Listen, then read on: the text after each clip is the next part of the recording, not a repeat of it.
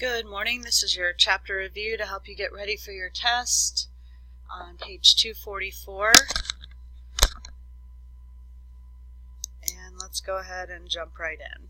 So numbers 5 and 7 are match the function with the graph problem. So I'm actually going to move my book over here and talk about those.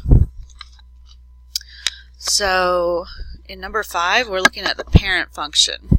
And this is an exponential. It's exponential growth. So it hasn't been transformed in any way. So the parent function for exponential growth looks like C. That has a reference point here at 0, 1. And it's a standard growth function. And then at 1, we should be able to see the point 1, 4. Because 4 to the 1 is equal to 4. And then number 7, we have this negative out in front. And so a negative in front tells us that it's a flip over the x-axis. And so that is going to be choice B with a flip over the x-axis. I could go ahead and look at numbers 6 and 8 just for practice. 6, we've got our negative, it's up in the exponent, and that's going to change things into a decay function.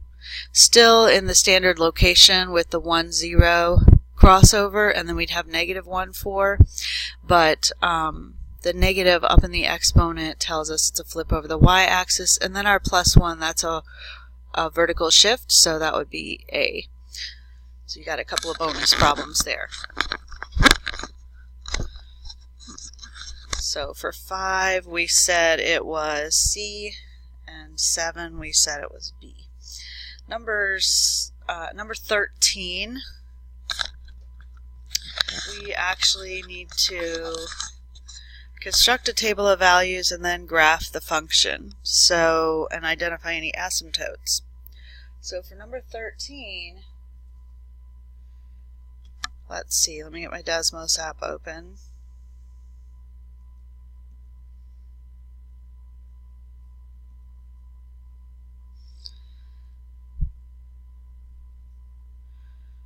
For number 13, we want to do, oh boy, how do I get E in there?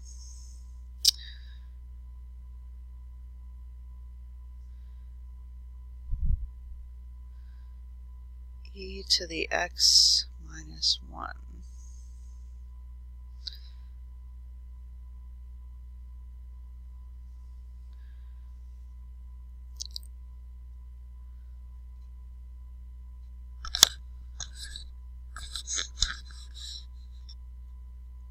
I don't know if that's right. I'm using this thing called the exponential in my functions tab.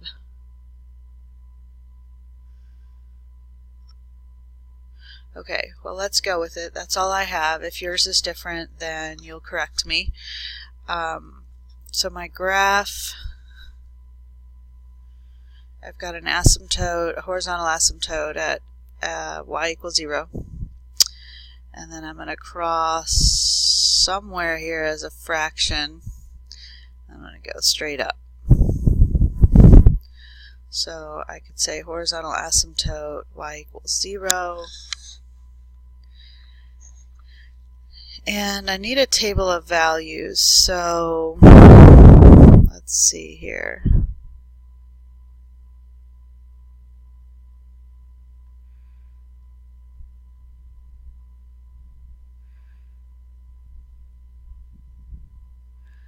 How do I change this into a table?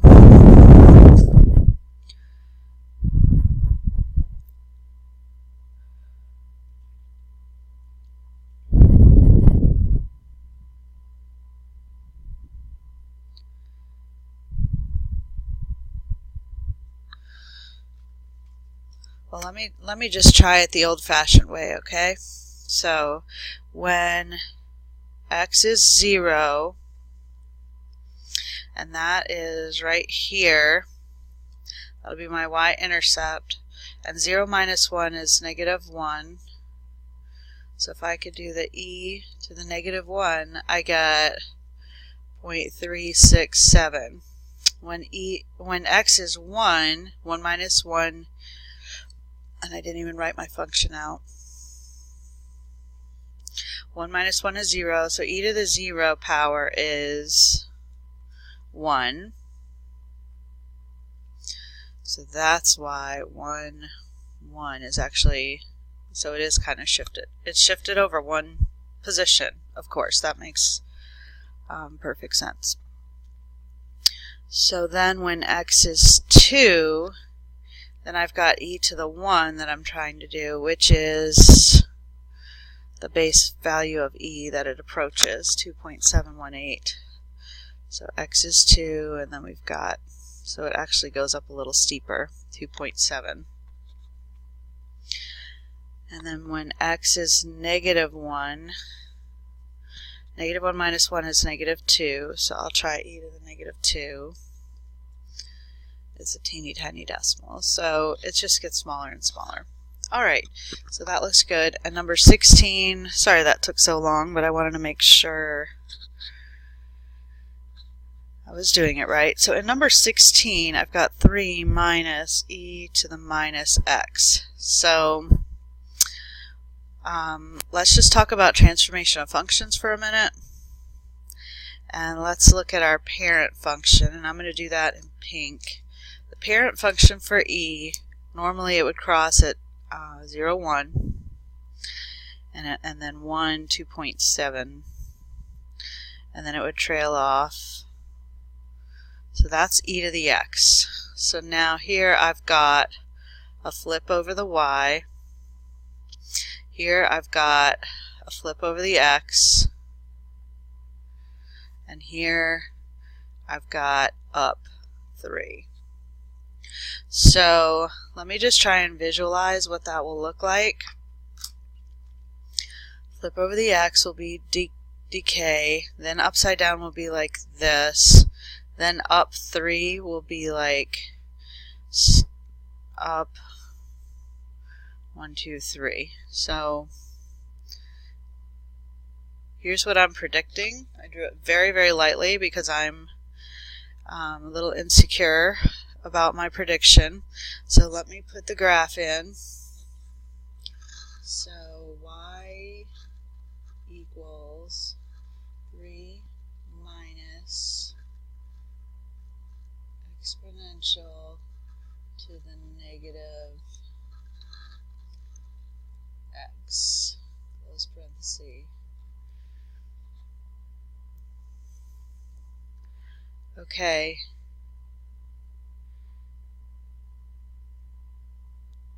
It's crossing at positive 2. So why didn't it cross at positive 3? Because normally the cross is at 1. The flip would have brought it down to negative 1. So if I count 3 from there, 1, 2, 3, that's why it would cross only at positive 2. So now I can go ahead and sketch my function. So I will try on the test to ask you what the transformations are before I ask you to graph, just so you can have these things clear in your mind before you're attempting to graph them. Okay, so let's look at number 23.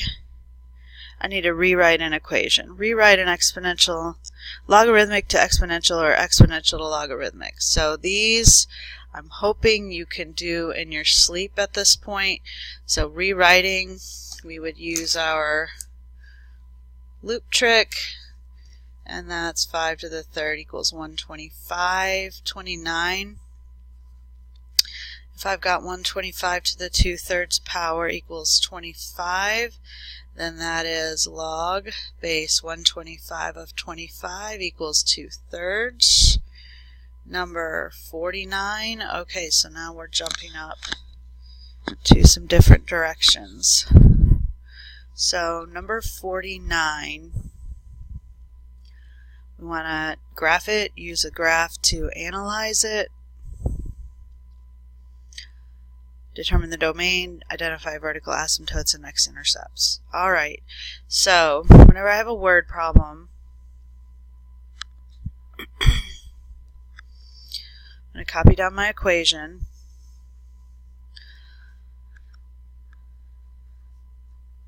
Got a log base 10, which means whatever log you plug into your calculator is going to be, I'm going to put 18,000 minus h down below here. Okay, so it says 18,000 feet is the plane's absolute ceiling. Determine the domain of the function appropriate for the context. So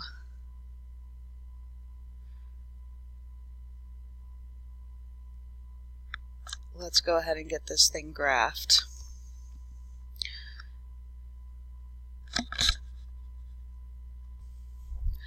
Okay, so I went ahead and entered in my equation, and I wasn't 100% sure what I would find, so I searched around on my graph here, and I finally, my logarithm graph has a super long skinny tail, and because of this minus here, it is flipped over the x-axis, and then it approaches 0 as a horizontal asymptote, and then at 18,000 it kind of goes up very sharply.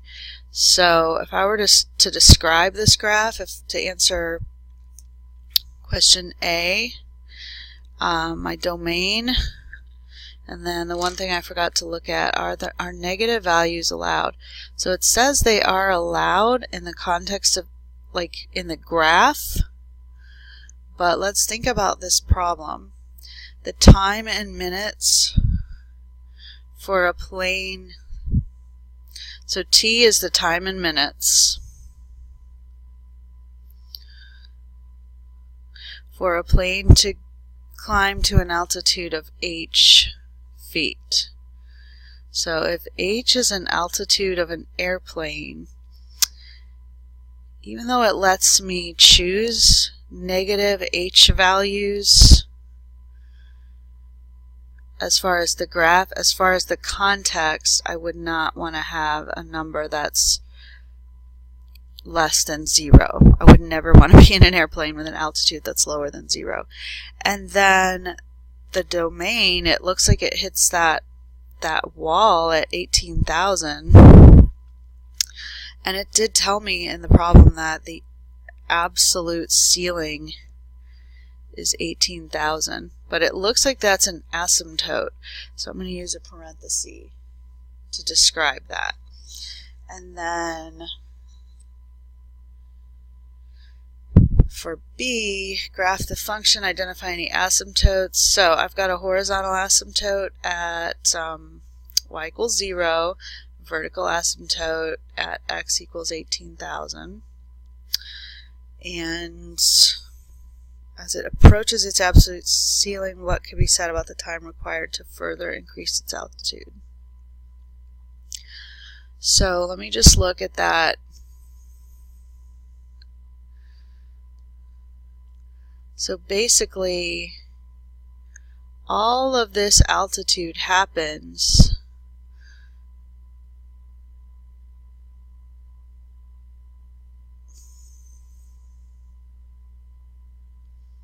see. So here's my scale. I've got from 0 to 200,000 here. So this is 0 to 50,000. Those are seconds. So now here's 100,000. So now my scale is, that's 20,000 seconds. And let me get a little closer.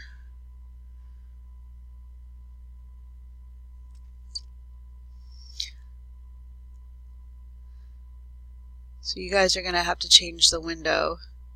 So now here's my first block. I've got 0 to 1,000, so that's 200 seconds. Let me zoom a little bit more.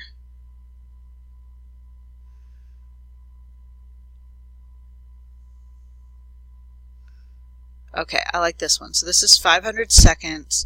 So this first block is 100 seconds. So it takes in 100 seconds.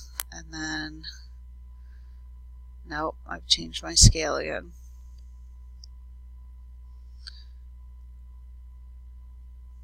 I can't change the y without changing the x. So now to get over to 18,000, well, let me get there.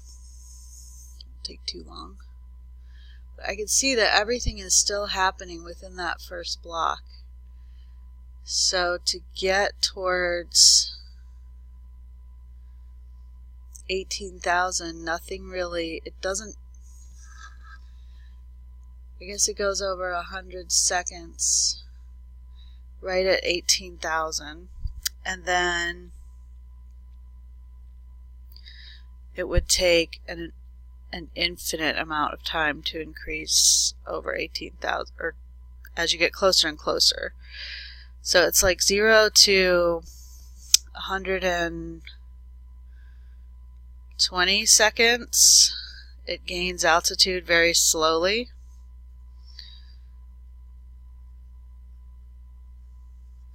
And then as it approaches 18,000, it takes like an infinite number of seconds to get closer and closer to 18,000.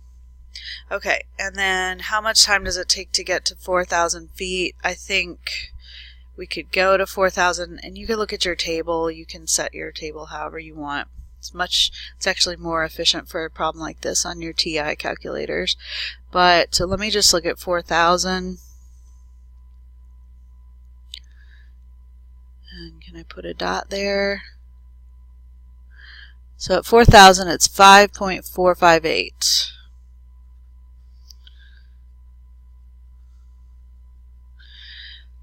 Okay, so that is reading and interpreting a logarithmic graph. Okay, so hopefully the rest of these will not be so long. Number 53, we just have a change of base formula. So the log base 14 of 364, that we are going to enter into our calculator. So in the TI, you'll do, you'll enter the log button first. I have to, let's see, did I put 364 log divided by 14 log equals 2.235. And that's just your change of base formula. 57, use change of base and a graphing calculator. So I've got f of x equals negative log of a half to the x plus 2. So in your calculator, you would enter in your y equals button, let's see, the negative, I'm going to put it outside, then a parenthesis, log of x plus 2, close the parenthesis, divide by log of a half, or 0.5, close parenthesis. So let me put that in Desmos and see what I come up with. Okay, so I've got my function graphed. I'll show that to you in a second, but let's go ahead and predict what this function will do based on our logarithms activity that we did. We know that the parent function is going to cross through 1, 0, and then since it's got a log base a half, well, a half to the 1 is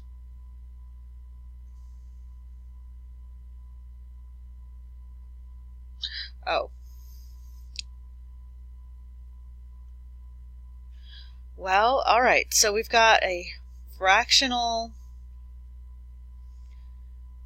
base here, so that's actually going to be a decay function. So when I do a half of 1, I actually have a higher number here. So this is the parent function, and then the negative sign is going to cause that to flip, and then the plus 2 is going to make that move 2 to the left, and I'm looking, so alright, this is a great example if you can see this. So what I did, I analyzed my graph and I said a plus 2 is going to make it go 2 to the left. But then when I look at my graph here, I've got my red line is 2 to the right, and so that helped me discover that I actually have an error in my formula. I put -2 accidentally instead of +2.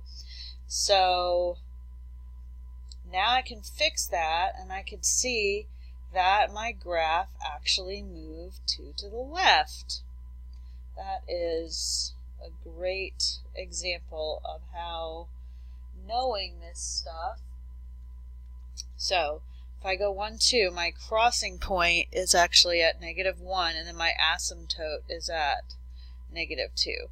So here is my function, and so you can see how I had to enter it in. Negative log of x plus 2 divided by log of 0.5. All right, number 64 is coming right up.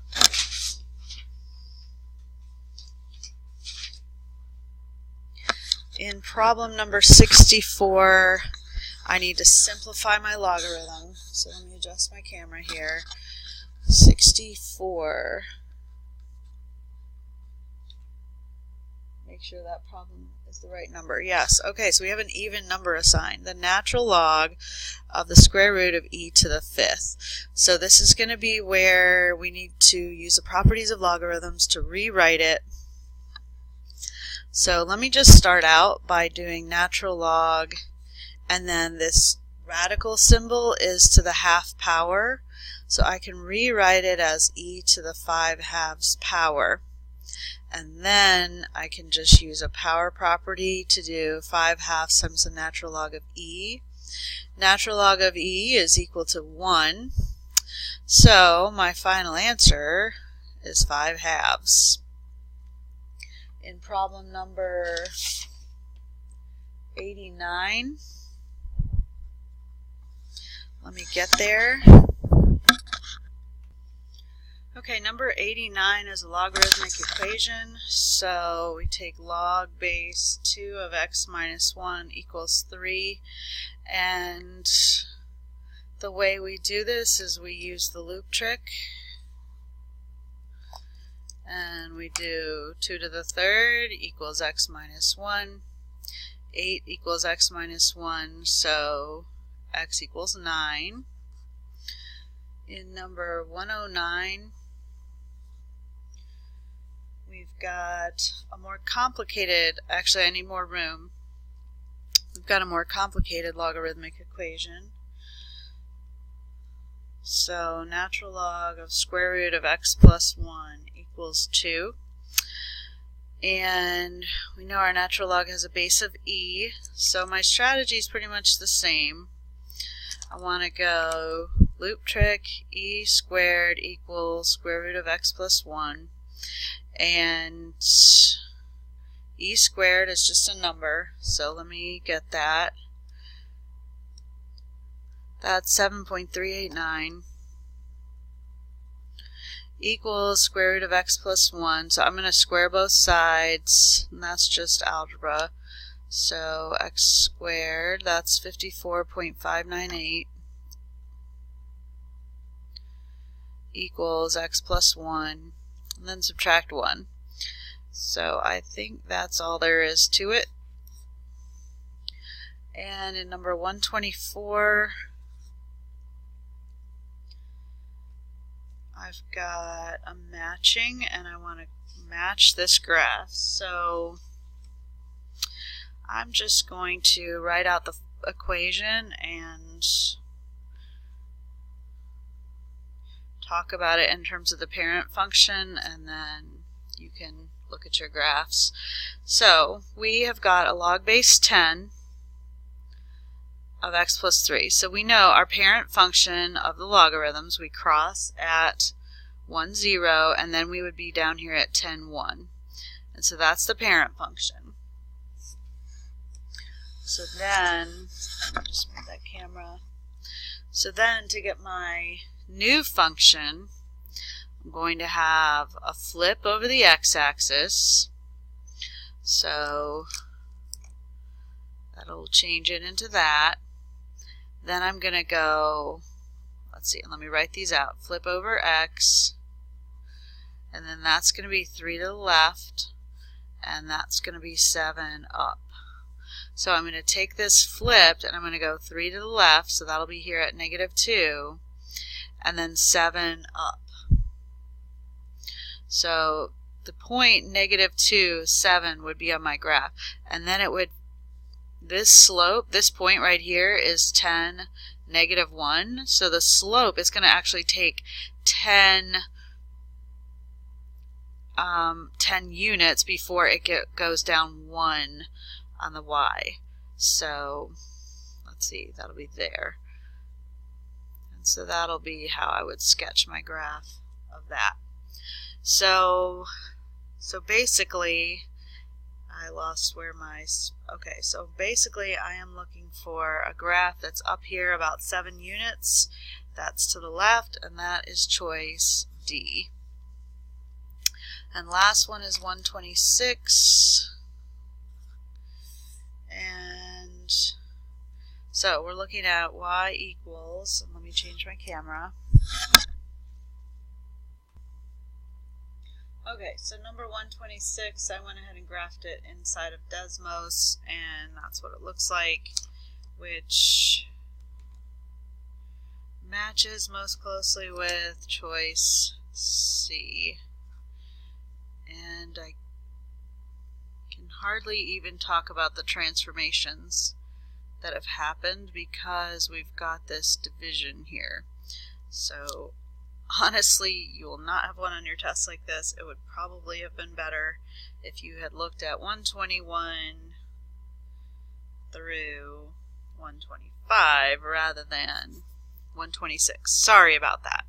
So if I were you, I'd probably take a look at those graphs and the matching to help you study for your test. Actually, there's lots of good problems here to help you study for your test. If you still don't feel confident, I personally would look at problems 81 through 114 odd. Those are all of your logarithmic and exponential equations, and check the answers in the back. That's only if you're feeling insecure and not ready for the test. Otherwise, you should be in pretty good shape. Thanks for watching.